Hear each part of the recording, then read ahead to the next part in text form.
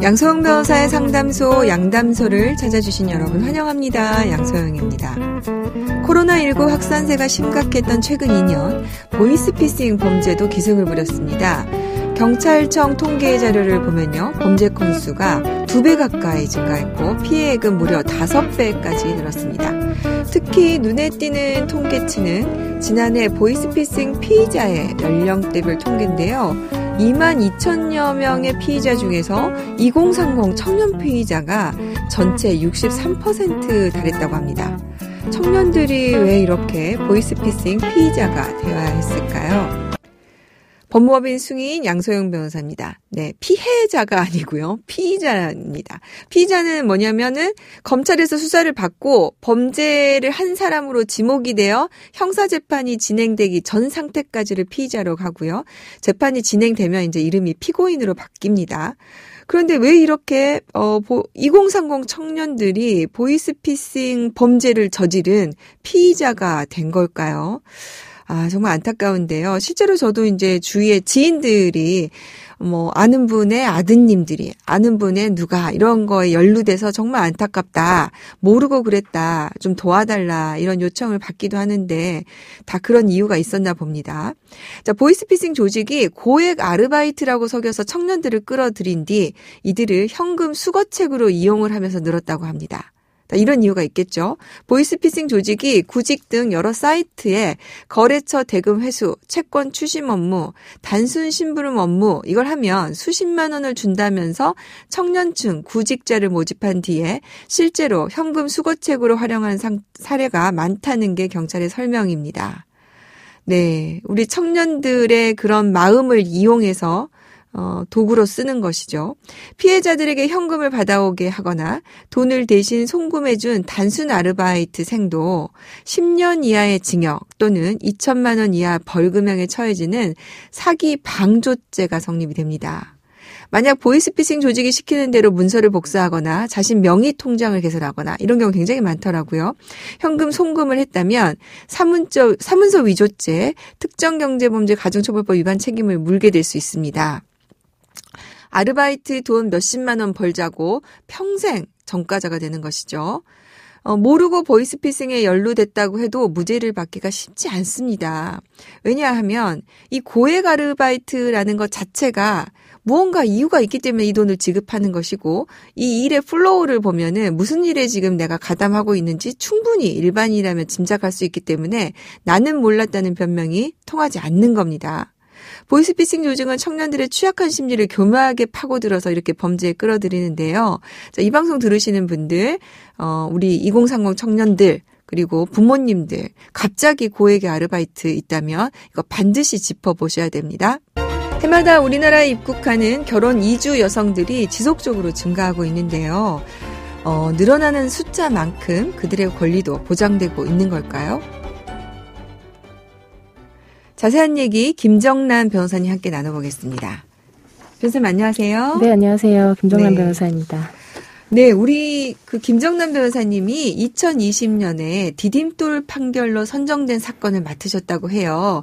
그래서 오늘 결혼 이주 여성들을 위한 이야기에 김정란 변호사님을 초대했는데요. 이 디딤돌 판결 선정은요, 이주인권 연구 사례 모임이 주최하는 이주인권 디딤돌 걸림돌 선정 사업에서 선정된 사건이라고 하네요. 자, 우리 김 변호사님 직접 좀, 네. 어떻게 맡게 된 경위나 내용을 좀 설명해 주실까요? 사실 이 사건의 사연자분의 경우 아무래도 결혼 이주 여성이다 보니 한국어도 서투르고 한국법과 소송 절차에 대해서 지식이 전무했는데요. 다행히 이제 여러 어려움 끝에 법원의 지원을 받을 수 있었고 제가 이제 소송을 맡게 돼서 직접 수행을 했던 케이스입니다. 네. 사실 디딤돌 판결로 선정되는 것이 변호사로서도 굉장히 정말 대단한 일을 하신 거고요. 네, 감사합니다. 축하드리고요. 네. 자, 인권의 신장을 위해서 굉장히 의미 있는 판결이다. 이제 이렇게 판단을 받은 건데. 네네. 자, 그럼 사례로 돌아가서 어떤 내용인지 한번 볼게요. 이 결혼 이주 여성에게 어떤 일이 있었던 겁니까? 예, 사연자분의 경우 2007년 한국인 남성과 혼인한 후에 2014년에 자녀를 출산을 했습니다. 네. 그런데 남편은 국민기초생활보장법에 따른 수급자로 당뇨병과 심부전증을 앓고 있었고요. 그리고 최근에는 이제 불안장애로 약물 치료 및 정신과적 치료까지 받고 있는 상태였습니다. 네. 그래서 전반적으로 이제 경제활동이 불가능한 상황이었고요. 그렇다고 이제 아이를 양육하고 대신 사연자분이 일을 할 수 있을 만큼 그렇게 안전하게 아이를 양육할 수 있는 정신적인 그런 육체적인 건강이 허용가 되지 않은 상태였습니다. 네. 다른 나라에서 와서 언어도 다르고 문화도 다른데 살기도 힘드실 텐데 이런 배우자와 아이를 키우면서 경제적으로도 어려움을 겪으면서 살았다면 정말 지내기가 쉽지 않았겠습니다. 예. 그 사연자분의 경우 자녀가 이제 태어난 이후에는 이제 아픈 남편을 대신해서 경제 활동을 해야겠다고 결심을 했습니다. 네. 그런데 그렇다면 누군가 자녀를 대신 돌봐줄 사람이 필요했는데요.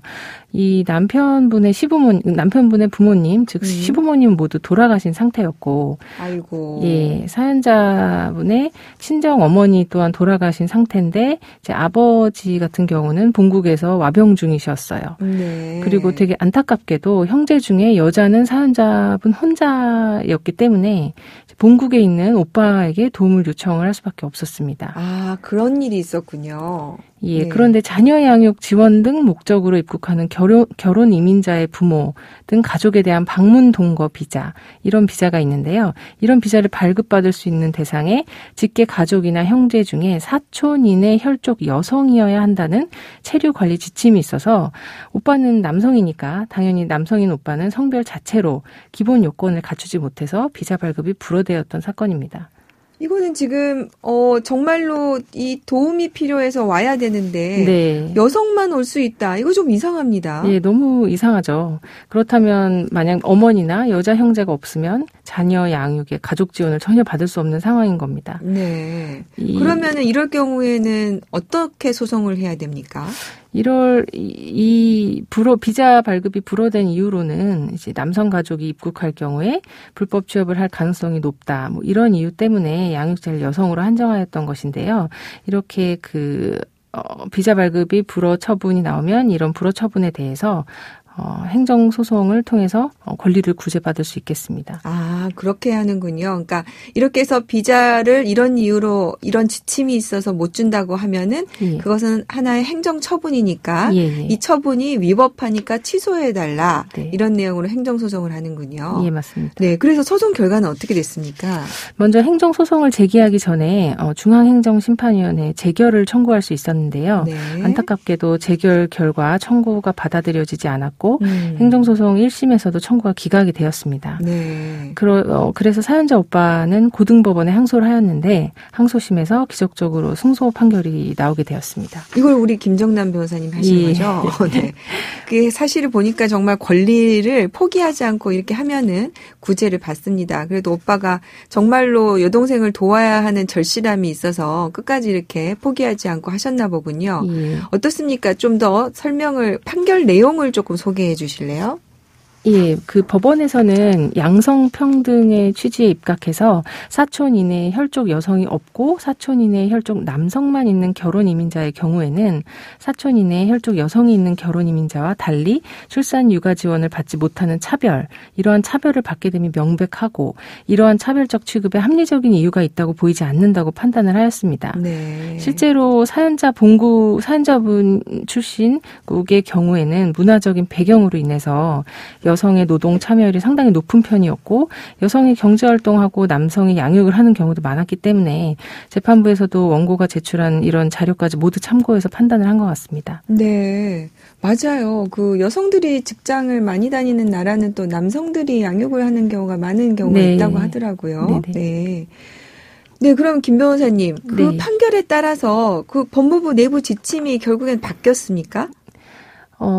그렇지는 않습니다. 최근 위와 유사한 상황에 있어서 하급심 판례가 나왔는데요. 네. 결혼 이민자의 다른 여자 형제가 이미 국내에서 한국인 남성과 혼인하여 가정을 이루고 거주하고 있었고 또 본국에 또 다른 여자 형제가 있었음에도 불구하고 이제 각자 개인 사정이 있겠죠. 그런 개인 사정으로 결혼 이민자 오빠를 초청한 케이스가 있었는데 이런 케이스에서는 불허한 바 있습니다. 즉 결혼 이민자 부부나 그 자녀에게 중증 질환 또는 장애가 있다거나 여동생이 한국인 남편 또는 시부모 도움 없이 혼자서 자녀를 키우고 있다는 등의 그런 인도적 사유가 있다고 볼 자료가 전혀 없다면 사촌 이내의 혈족 여성 한 명이라는 요건은 여전히 유효하다고 볼 것입니다. 네, 결국에는 사안마다 판단을 네. 해봐야 된다 이런 얘기군요. 예, 맞습니다. 네, 그러니까 외국인의 체류 질서 확립을 위해서 어디까지나 예외적인 경우에 한해서 남성 혈족이 인정이 된다. 이렇게 정리를 해보면 될까요? 예, 그리고 예외적인 경우에 한해서 인정이 된다고 보시면 되겠습니다. 네. 결혼 이민자의 자녀 양육 지원을 해서 이렇게 초청하는 경우에 결혼 이민자 가족의 체류 자격하고 체류 기간은 보통 어떻게 됩니까? 이 자녀 양육 지원 등 목적으로 입국하는 결혼 이민자의 가족에 대한 방문 동거 사증이 나오게 되는데요. 이런 방문 동거 사증은 결혼 이민자의 한국인 배우자, 국적이나 영주 자격을 취득한 결혼 이민자 또는 한부모 가족 결혼 이민자가 초청을 할 수 있는데요. 네. 결혼 이민자 가족에 대한 방문 동거 체류 자격 허가 요건은 이제 결혼 이민자의 임신 출산이 입증된 경우 출산 양육 지원 목적에 한해서 최장 4년 10개월 범위 내에서 출생 자녀의 연령이 만 7세가 되는 해 3월 말까지 체류가 허용됩니다. 좀 네. 복잡하죠. 그러면은 이제 요 기간이 지나면 다시 돌아가셔야 되겠군요. 예, 맞습니다. 네. 참고로 해당 체류 자격은 취업 활동 불가능하고요. 오로지 결혼 이민자 자녀의 양육을 목적으로만 체류가 가능합니다. 그렇군요. 사실은 요새는 이제 우리가 코로나 때문에 좀 뜸해졌긴 했지만 저희도 이혼 사건을 진행을 하다 보면 국제 결혼이 굉장히 많아졌어요. 예. 그리고 이주해 오신 분들이 많아지고 해서 다문화 가정들의 얘기들이 많은데 오늘 이와 관련해서 김정남 변호사님 디딤돌 판결 사안 소개해 주셨는데요. 많은 분들에게 도움이 됐으면 좋겠습니다. 감사합니다. 네, 감사합니다. 양소영 변호사의 상담소 양담소는 내일 또 문을 엽니다. 끝곡 마이클 잭슨의 We Are The World 들려드릴게요. 양소영이었습니다.